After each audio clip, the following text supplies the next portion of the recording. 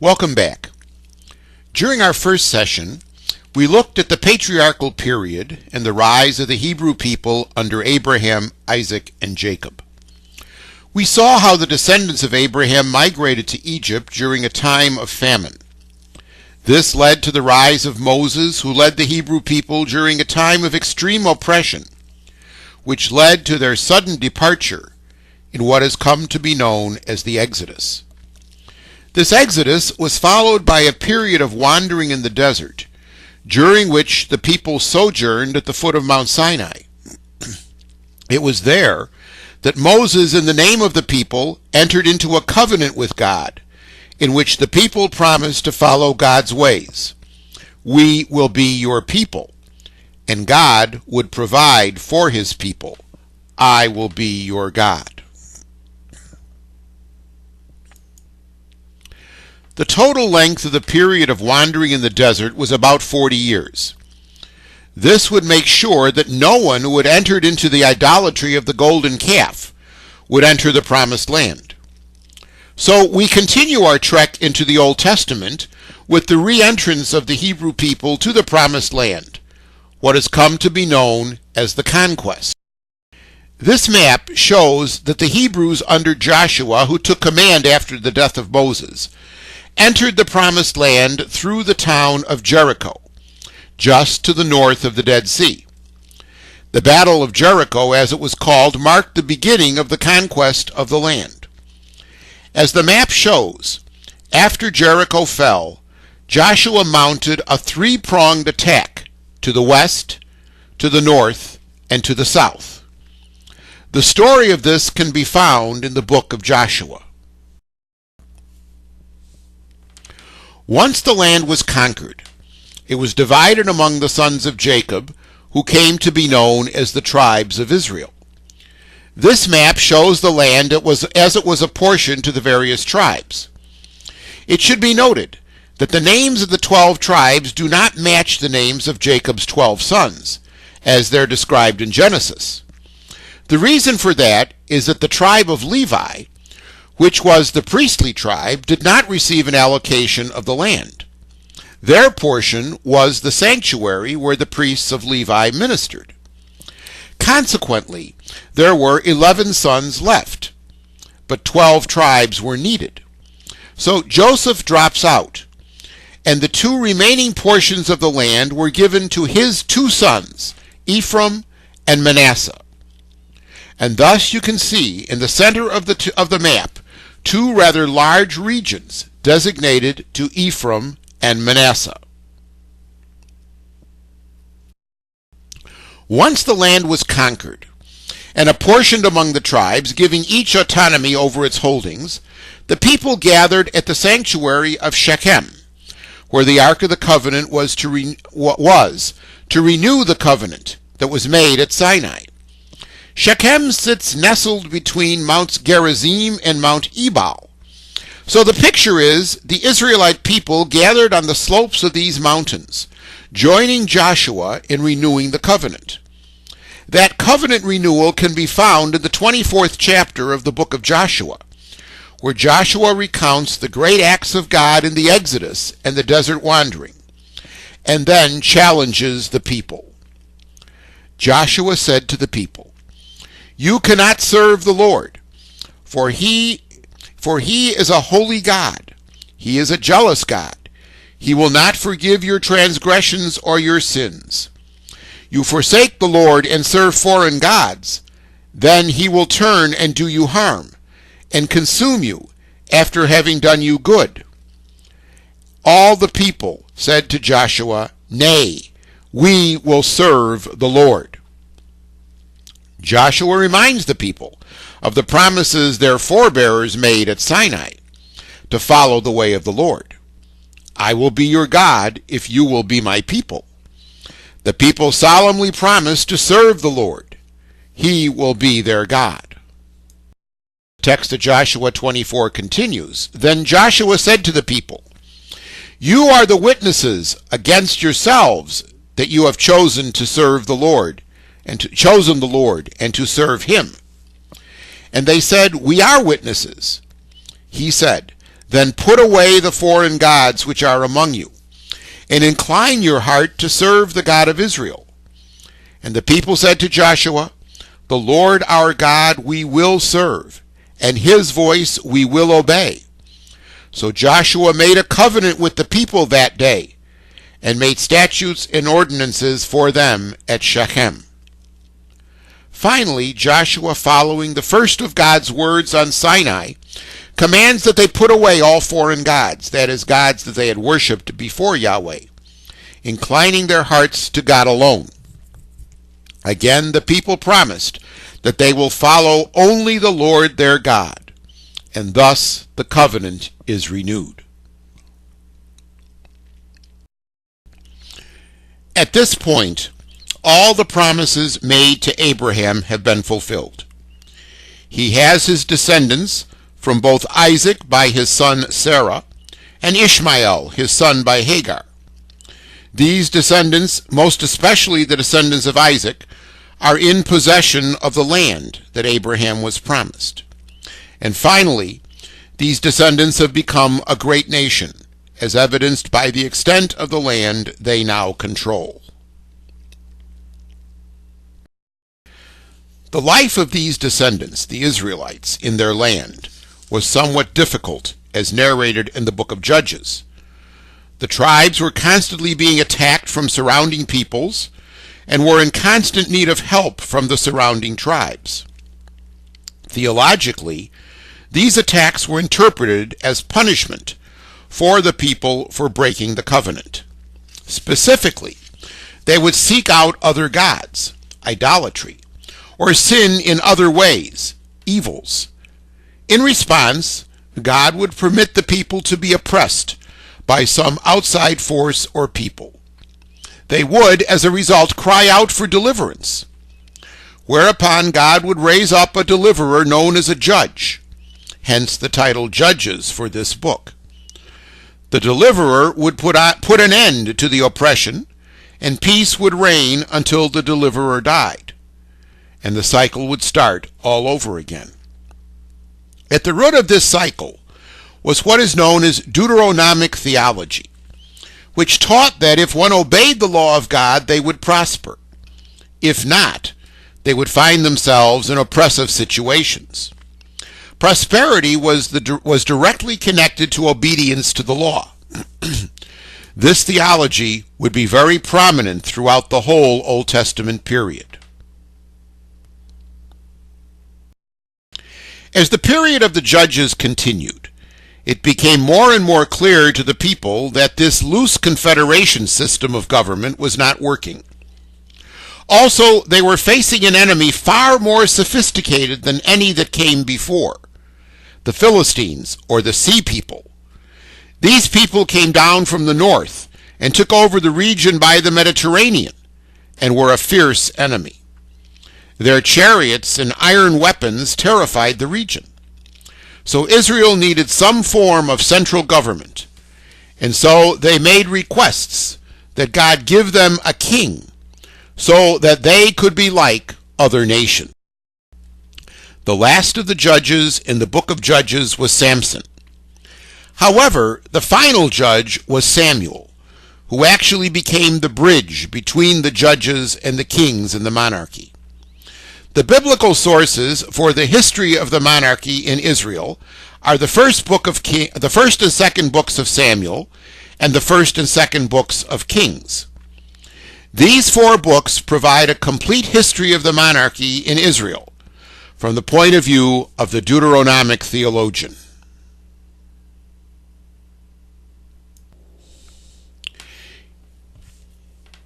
The first book of Samuel begins with the infancy narrative of Samuel, followed by the call of Samuel, and finally the development of the monarchy under Samuel. In this, it's clear that Samuel has a key role in the founding of the monarchy. As in any major change that occurs, there are going to be those who are in favor and those who oppose. It was certainly that way with the monarchy in Israel. In 1 Samuel, we find an anti-monarchical account, where Samuel is portrayed as a judge, or shofet, and a pro-monarchical account where Samuel is portrayed as a prophet or Navi. The anti-monarchical account stresses two major points. First, it emphasizes that Yahweh, God, is king in Israel. To name a human king would be almost to deny his kingship, a slap in the face, if you will.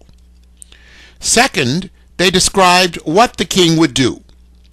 He would levy serious taxes to fund his building campaigns, his military campaigns, etc. And to man those campaigns, he would conscript children and husbands of the people, making them quasi-slaves. The pro-monarchical view also saw Yahweh as king. However, the earthly king would be his representative, a rallying point for the people. In this, another institution had its beginning also, that of prophet. The prophet is the one who speaks in place of another.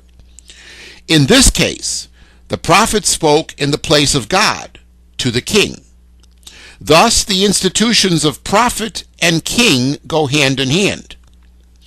Finally, the pro-monarchical group saw the king as providing stability and unity to the people against their enemies. He could rally the entire nation, and they could fight as one to defend themselves. Nevertheless, Samuel feared the outcome of the monarchy. What would it be like? But despite his fears, Samuel gives in, and the people get their king. In the 9th and 10th chapters of the first book of Samuel, Samuel meets Saul, whom God points out is the one that God has chosen for this leadership position. Then Samuel anoints Saul. The verb anoint, mashach. He anoints him as prince, Nagith.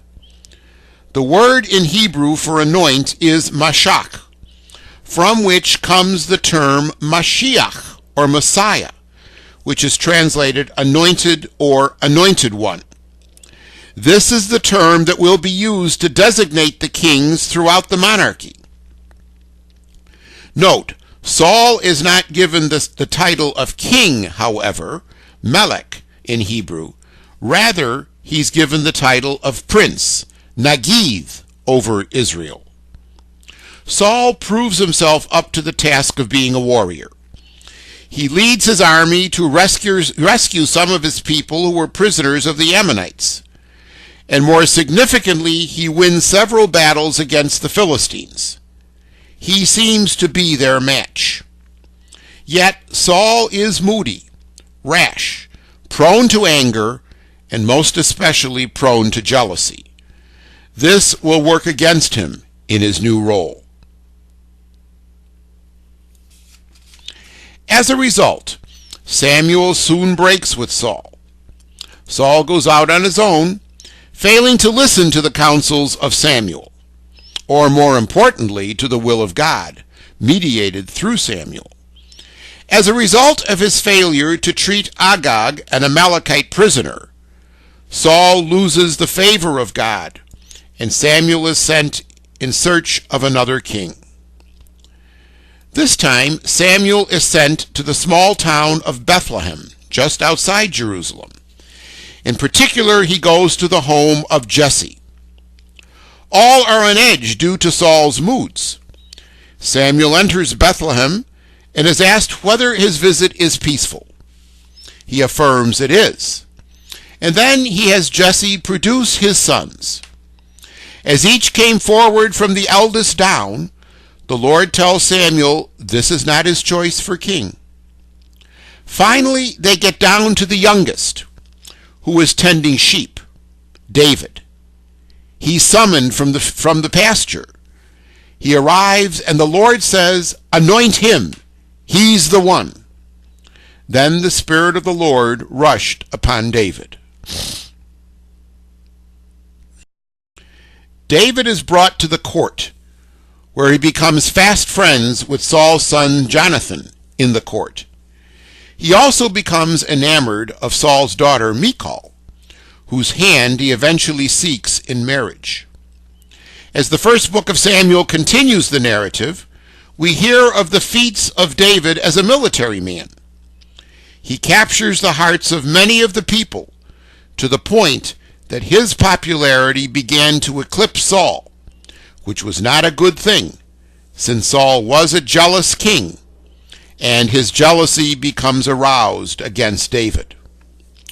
One of the more familiar narratives concerning the deeds of David under the tutelage of Saul was the encounter between David and the Philistine giant Goliath, whom David slew with a single stone from his slingshot, inspiring centuries later the great sculpture of Michelangelo known as David. The jealousy of Saul for David got to such an extent that he made an attempt on David's life, forcing David to flee to the oasis of En-Gedi in the Judean desert.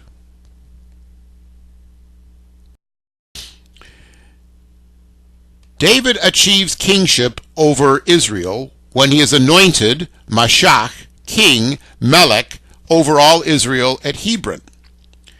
It is from this point that David is known as the Mashiach Adonai, or the anointed of the Lord. This is a term that will be significant in the rest of the history of the monarchy and even in the New Testament. Keep in mind that in its original sense, the term Messiah or Mashiach referred to the kings in the history of Israel. Eventually, the battles with the Philistines raged, and Saul and all his sons died in battle. David, in his military prowess, was able to bring about what Saul or anyone else before him was not able to do, an end to the Philistine threat. At 2 Samuel 5:25, we're told that David smote the Philistines from Gibeon to Gezer. Thus, David ushered in an era of peace for the area. Now, in the interest of time, I'm making a rather long story short.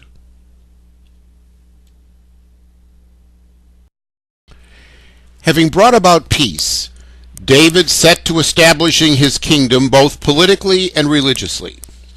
A major necessity for this was a capital, a place to centralize his court and government. He did not want the capital to be in any particular area of the tribal holdings. Rather, he wanted some place that would be totally neutral and equal to all tribes. Such a place was the Jebusite fortress of Jerusalem. And so David and his armies marched on the fortress of Jerusalem and captured it. Now the people of Jerusalem felt that their city was impregnable, and David was no threat. They were so confident that they were said to have claimed, "The blind and the lame will ward David off." 2 Samuel 5:6. In other words, Jerusalem is such a fortress that it need no army. The weakest in the city can fend off David. But David was a clever military tactician. He did not mount an attack to be warded off. Rather, he stealthily entered the city through its water system, climbing up the main water shaft, or Tsinor. Entering the city, he then conquered it. Jerusalem thus becomes the city of David, which he adopts as his capital and makes the center of his rule. Religion. The water shaft that David's army entered the city through is seen here in this picture. You can get a sense of its length by looking at the lighted area in the foreground and the lighted area toward the back of the picture on the left. The archaeologist in the picture on the right demonstrates the way the army entered.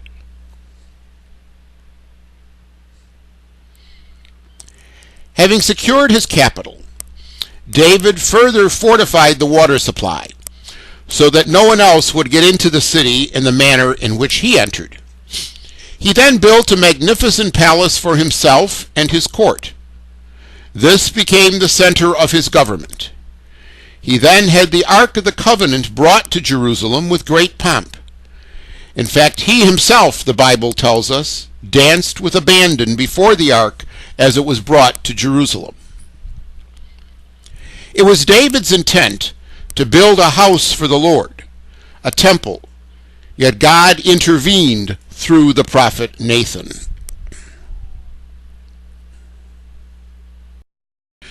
A very significant encounter between David and Nathan the prophet is found in the 7th chapter of the 2nd book of Samuel. Through the prophet Nathan, God enters into covenant with David, a covenant that is seen as similar to, yet in the eyes of some, a fulfillment of the covenant with Abraham. The occasion of this covenant is David's wish to build a house for God, that is, a temple in Jerusalem. Through the prophet Nathan, God lets David know, rather, that he, God, will build a house for David. This entire text hinges on the play on words between house, temple, what David wants for God, and house, dynasty, what God wants for David. The Lord tells David, "I will establish the throne of your kingdom forever." Put plainly, this promise will lead people to believe that the line of David will reign forever. Further, it will be a son of David who will build the temple for God in Jerusalem. That son will be Solomon. This is the beginning of a significant concept in Old Testament history: royal Davidic theology. That is a theology that stresses the theological importance of a covenant with David. That covenant set up the Davidic dynasty, which ruled the kingdom of Judah. The proponents of royal Davidic theology felt that a descendant of David would rule on the throne eternally. God would never forsake the family of David. Allied to that belief was the belief that the city of David, the city of Jerusalem, would last eternally, as well as the temple to be built by David's son, Solomon. This belief would lead the people of Judah into a false hope in future years. In essence, with the establishment of the Davidic monarchy, the traditions of the tribal league of the period of the judges were transferred to Jerusalem, most especially the traditions surrounding the ark, the sanctuary, and the priesthood. However, with their transfer to Jerusalem, these traditions were changed when they were brought to the temple. The ark now remained in a permanent sanctuary. It no longer moved from place to place, and the Levitical priesthood gave way to the temple-oriented priesthood of Zadok, known as the Zadokite priesthood. As we have seen above, the monarchy brought with it the institution of prophecy. The institution of the monarchy sought to uphold the belief that God is king. Yahweh was truly king of Israel. The human Davidic king was a representative of God. He would see to it that God's will would be done for God's people. The will of God was communicated to the Davidic king through another human conduit known as the prophet. The prophet is not a foreteller of the future. Rather, the prophet speaks to his own time. He is one who speaks in place of another. In this case, the prophet speaks in place of God. That's the meaning of the Greek term prophetes. Pro, in place of, phemi, to speak. A third key functionary of the monarchy was the priest. He served as a cultic leader. And since the cult was now centered in the temple, his prime area of influence was in the temple, which was now the permanent residence of God in Jerusalem. So with the transfer of the ark and the eventual building of the temple, David will have centralized his rule and established Jerusalem as a political and religious center for Israel. Once all that had been accomplished, it was time for David to walk with his ancestors. and so he died, leaving a void to be filled. There was some intrigue between his sons Adonijah and Solomon, and their backers, Joab the general, Nathan the prophet, and Bathsheba the wife. But eventually, Solomon emerged as successor to his father and was anointed king. Solomon is known for his wisdom, but also he's known for his building. One cannot travel far in the Holy Land without bumping into something major that was built by Solomon. His most famous building project was the Great Temple of Jerusalem, for which he employed Hiram of Tyre as architect. But he's also known for building the cities of Megiddo, Hatzor, and Gezer. Solomon's cities, particularly Megiddo and Hatzor, were known for their waterworks, whereby they brought the water supply from outside into the city. But building projects such as Solomon's required resources. In particular, they required money and labor. The money was provided through taxation of the people, and the labor was provided through conscription from among the young men of the Israelites. Truly, the prediction of the anti-monarchical group at the time of Saul had come true. Solomon was to a T what they had described. But Solomon also had his difficulties. Besides his wisdom and his building prowess, Solomon was known for his many wives. And these wives came from many religious backgrounds. They saw him building the great temple for his God, Yahweh, and they correspondingly demanded that sanctuaries and temples be erected for their gods, and thus worship of many false gods came into the land of Israel. This, you will recall, is a blatant disavowal of the first commandment. Yahweh is the God of Israel, and Yahweh alone. The great kingdom of David and Solomon was, it is generally thought, to be the greatest extent of the land that Israel had in her history. But it was not to last for long. It soon would be divided. Solomon's son Rehoboam succeeded him when he died. When Rehoboam became king, the people tried to reason with him to have him lighten their burdens. They did not want to rebel. They simply wanted a bit of breathing room from the tight rein Solomon had on them with the taxes and conscription. But Rehoboam was not a people person. He grew up in the confines of the royal palace and had little contact with the common people, and as such did not understand their plight. In that respect, he was quite different from his grandfather David, who assumed the kingship as a common shepherd. As a result, when presented with the request of the people, he's reputed to have said, "If my father beat you with rods, I will beat you with scorpions." In other words, if you think my father was rough on you, you haven't seen anything yet. As a result of such policy concerning taxation and conscription, the 10 northern tribes decided to secede from the monarchy. Their cry was, "What share have we in David? To your tents, O Israel! Now look to your own house, O David." 1 Kings 12:16. They accepted the leadership of a former chief of one of Solomon's labor gangs, Jeroboam. These 10 tribes became known as Israel, or the North.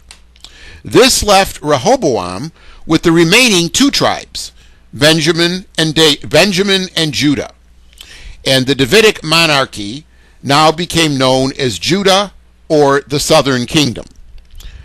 Thus the period of the divided monarchy began. In the south, the Davidic dynasty continued with little incident. However, the kingship in the north was not dynastic as it was in the south. As such, the succession in the north was quite unstable. This map shows the division of the Davidic Solomonic kingdom into the divided kingdoms of Israel and Judah. The northern part of the map, inside the red dotted line, is the territory of Israel, in a slightly yellow color.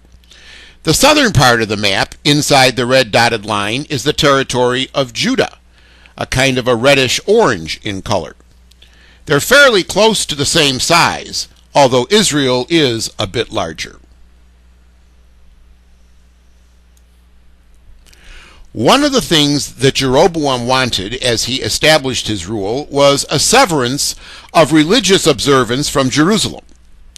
He could not rule effectively if his people constantly were going south to worship at the temple in Jerusalem. Therefore, he sets up two sanctuaries, one at Dan on the northern end of his kingdom, and the other at Bethel on the southern end of his kingdom. These would be the places where the people of the north would go to worship. Where he made his mistake was he placed the image of a golden calf in each of these sanctuaries. This was to counteract the Ark of the Covenant in the sanctuary of the Temple of Jerusalem. His mistake was that this golden calf was a reminder of an event involving another golden calf from the time of the making of the covenant at Sinai. It was a graven image, which was prohibited by the Torah. But not just any graven image. It was an image of a golden calf, the very graven image that Aaron had struck to take the place of Yahweh in the desert at Sinai. This became known as the Sin of Jeroboam. Finally, to further counter the innovations that were established in the Davidic monarchy, Jeroboam sought to rebuild the older sanctuaries, in particular Shechem and Penuel, which were prominent in the period of Joshua and the Judges before the monarchy existed. Now, to see how unstable the northern kingdom was, let's look at the succession to Jeroboam. Few of the kings died a natural death. Many fell to the hands of an assassin. Jeroboam ruled for 21 years and was succeeded by his son Nadab. Within a year of his succession, Nadab was assassinated by Baasha. Baasha attempted to attack the southern kingdom, but he was forced to withdraw.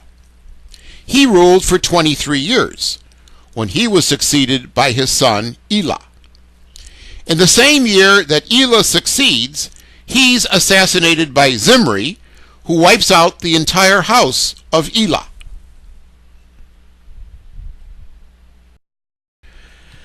Now, when the people heard that Zimri had usurped the kingship, they declared Omri the general king.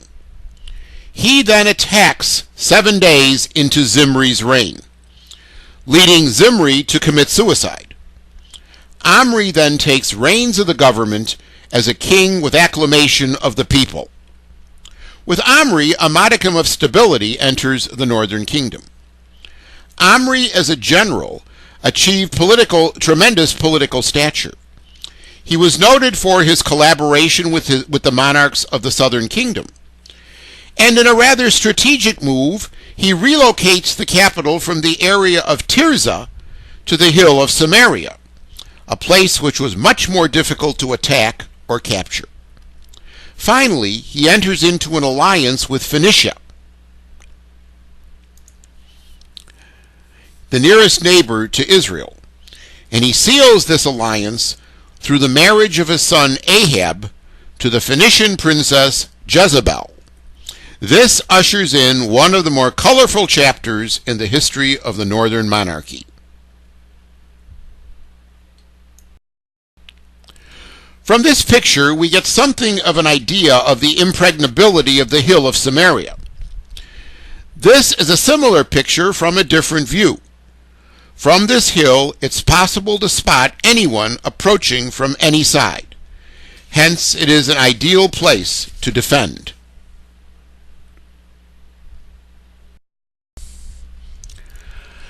Omri reigned 7 years and died a natural death. He was succeeded by his son Ahab. Next to Solomon, Ahab was a builder king. When visiting ruins in the Holy Land, if it was not Solomonic, then it certainly must be Ahab. He's noted further for adding further fortifications to the great Solomonic fortresses at Megiddo and Hatzor. These two fortresses were significant in protecting the boundaries of Ahab's kingdom. In addition, he strengthened their water systems, digging the water tunnel at Megiddo, which is featured in the novel by Michener, The Source, and he had the great water tunnel at Hatzor dug. These two water tunnels are highlights of the visits to Hatzor and Megiddo. The reign of Ahab also brought significant material progress for the north. Seemingly, people were sensing that the government was stabilizing. This picture gives a sense of what the water tunnel at Megiddo was like. Granted, the nice wooden walkway was not there, but we can get a sense of the difficulty in digging the tunnel through rock from this picture. This picture gives us a sense of the source in the lighted section.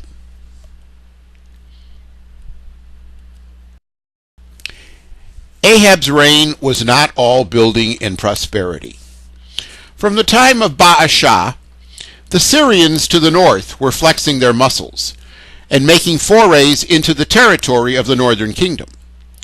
Thinking that he might not be able to withstand the Syrians on his own, he enters into an alliance with his southern counterpart Jehoshaphat, against Syria.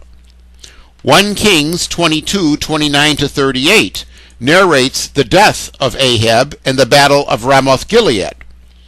However, some recent discoveries seem to counter the historicity of that text.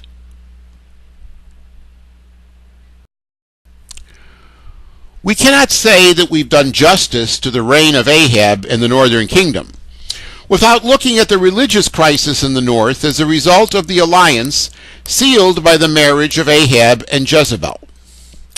Jezebel has to be one of the most colorful characters of the Old Testament. She was a staunch believer in the Phoenician god Baal and would have had Baal worship declared the law of the land if she could. She was a strong-minded woman who wanted her religion to be the religion. She sought to have worship of Tyrian deities instituted in the northern kingdom. Remember, Tyre is a Phoenician city. And she ordered the deaths of many of the prophets of Yahweh. But she also meets her match in the prophet Elijah, who could be described as her arch rival.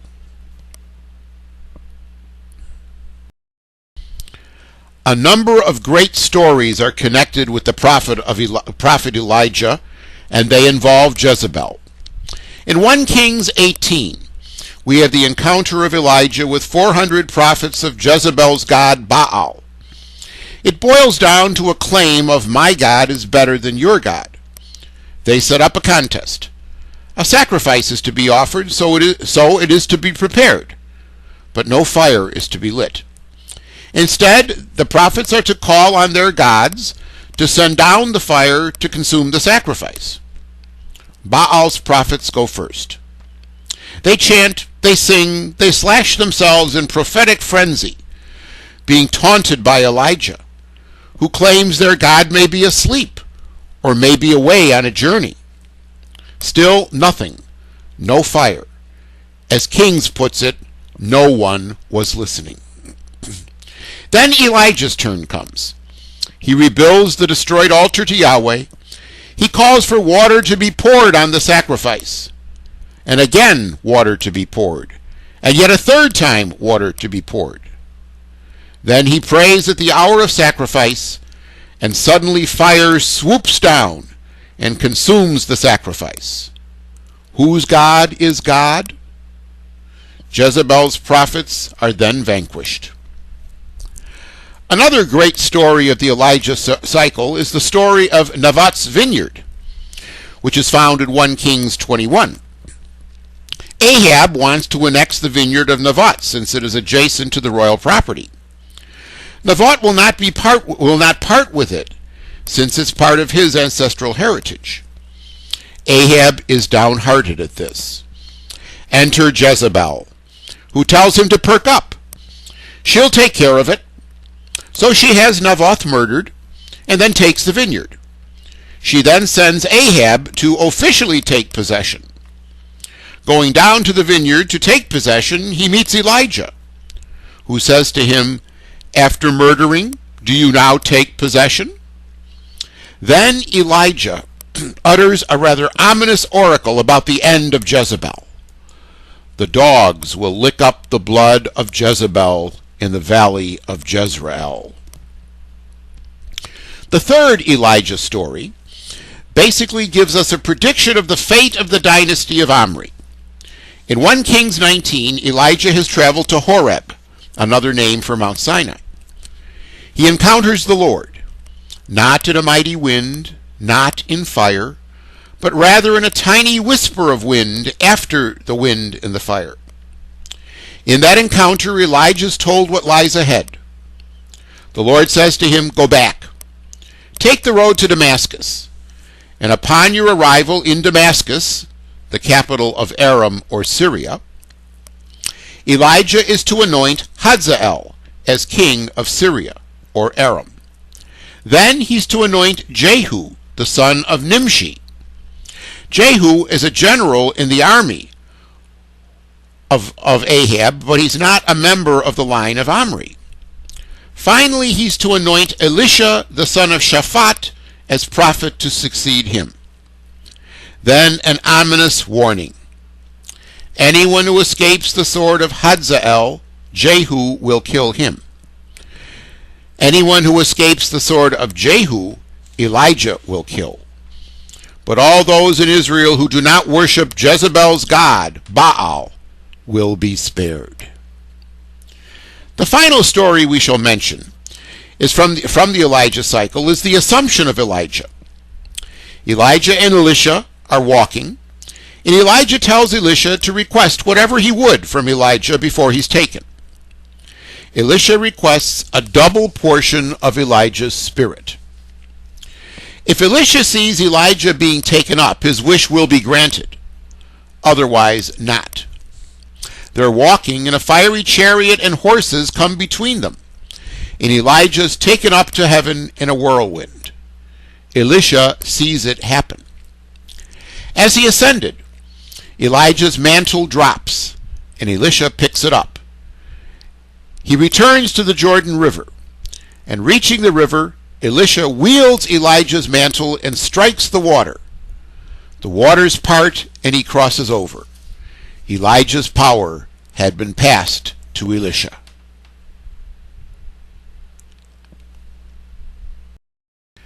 Now the prophecy delivered to Elijah on Mount Horeb must be brought to fruition. Ahaziah, son of Ahab, succeeded his father in ruling Israel from Samaria. However, his reign was short-lived, since he suffered a fall through a roof which proved fatal for him. He succeeded by his brother Jehoram, who rules for 7 years. Jehoram had to face problems from within. Jezebel was still lurking in the background and exerting influence. And from without. The Syrians are still making inroads, and the northern borders are in need of defense.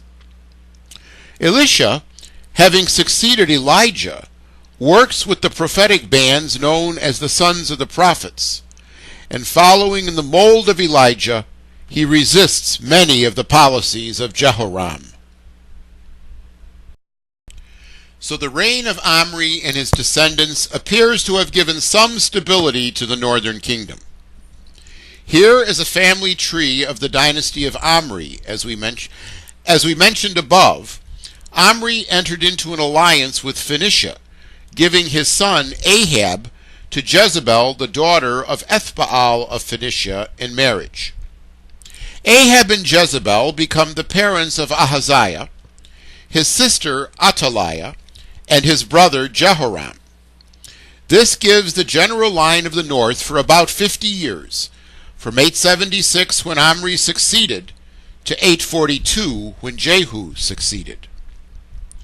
The interest of alliance and intermarriage also led the southern kingdom to seek alliance with the north against the Syrian threat. Thus, Jehoshaphat of Judah gave his son Jehoram to be married to Ahab and Jezebel's daughter Athaliah. They became the parents of the southern king Ahaziah, and Ahaziah the father of Joash. What's interesting here is that Jehoram, the southern king, died with no brothers, so his wife seized the throne. And so Jezebel's influence extended even into the southern kingdom. One can say that these multiple names and alliances make it such that one cannot tell the players without a scorecard, at least without some form of a family tree. As Jehoram of Israel's reign goes on, the army begins to become more and more disenchanted with Jehoram. At the same time, following the action of Elijah, Elisha has Jehu, the commander of the army, anointed as king of Israel at Ramoth Gilead by one of the guild prophets. At this point, the army acclaims him as king. This begins a coup within the army against Jehoram of Israel. Upon being anointed, Jehu heads for Jezreel, where he promptly kills King Jehoram of Israel and Ahaziah of Judah, thus leaving Jezebel's daughter, as we saw, Athaliah, to seize the throne in Judah. This is the beginning of what will be called the blood purge of Jehu, which brought to an end the Dynasty of Omri. Jehu further goes on to exterminate the remainder of the family of Ahab, both in Jezreel and in Samaria. Only one remained, Jezebel. The narrative of 2 Kings tells us that when Jezebel heard that Jehu was coming, she, quote, shadowed her eyes, adorned her hair, and looked down from her window. Jehu rides through the gate to Jezebel, asking if all was well with him. Jehu looks up and calls to the servants, "Who is on my side?" 2 or 3 of the servants looked down, to be told by Jehu to throw her down, which they did. When they went to bury her, they found nothing. She had been eaten by the dogs of the area. The dogs in Jezreel licked up the blood of Jezebel, as Elijah had predicted to Ahab regarding Naboth's vineyard. Thus did Jehu put an end to Jezebel by defenestrating her. Finally, Jehu slaughters all the worshippers of Jezebel's god, Baal. But Jezebel lived on in her daughter Athaliah, who now ruled in Judah. Her husband, before his death, killed his brothers at the behest of Athaliah, and when he himself was killed, Athaliah seizes the throne and introduces the accursed Baal worship into the southern kingdom. Jezebel lives on. In a sort of a blood purge of her own, Athaliah tries to eliminate the entire royal family of the south. However, Joash, son of Ahaziah of Judah, was saved. He is anointed king at the age of 7. This infuriates Athaliah, who cries treason, only to be taken out and summarily executed.